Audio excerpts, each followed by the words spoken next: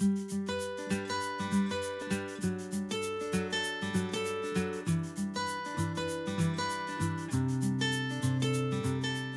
popular than coffee, stronger than a Coca-Cola, able to start revolutions with a single drop. Its name is tea. Green tea.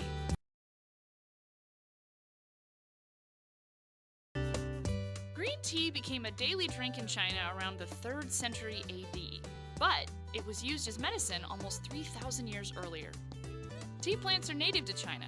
Green tea grows in tropical and subtropical climates all over the world.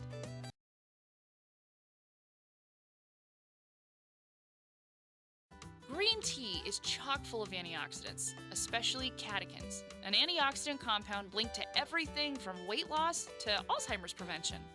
Fresh dried tea is up to 30% catechins by weight. As tea ferments, the catechins lose potency, so go for green tea instead of black tea and reap the benefits like reduced cancer risk, a stronger immune system, and lower blood pressure. The National Institute of Health found that people who drank 1 cup of green tea each day were 46% less likely to suffer from high blood pressure from those who didn't drink green tea. An 8-ounce cup of green tea is also almost half of the vitamin C you'll need in a whole day.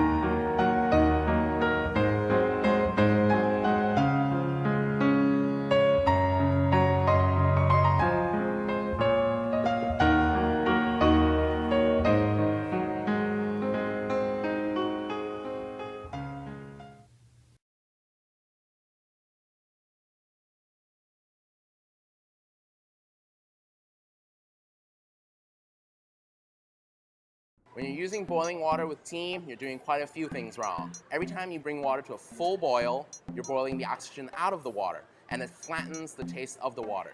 Tea is 99% water. If your water doesn't taste good to begin with, your tea is never going to taste the way that it should. If you're brewing a tea for any time longer than 3 to 5 minutes, you're just brewing the stems and bringing out the bitterness and the astringency. So you get the sourness at the tip of your tongue, and you get this almost dry scratchiness, and that's unpleasant. For all of you who might be using the French press for brewing tea, there's nothing wrong with it as long as you're doing this part. If you ever take the lever and you press down, you're forcing the flavor out and the tea becomes bitter, and that's wrong.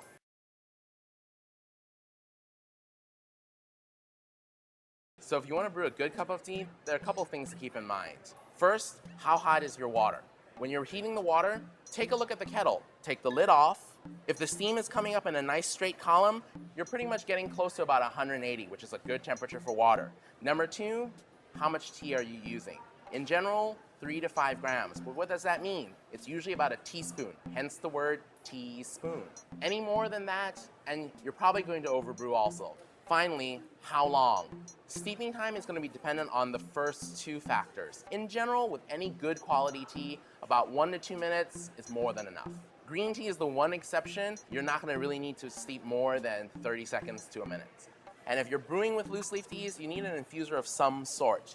Usually something that is large enough for the leaves to actually move around in, so they're brewing as evenly as possible. Best to use something basket shaped so that it'll fit nicely into your standard pot or into your standard mug. You want to make sure you're churning the leaves so they brew as evenly as possible. I know that everybody doesn't have time to use loose leaf tea, so if you have to use a tea bag, try to use one that is in a pyramid shape of some form so that there's enough room for the leaves to move, and make sure it's a whole leaf tea. If you've done all these things right, you'll have a great cup of tea.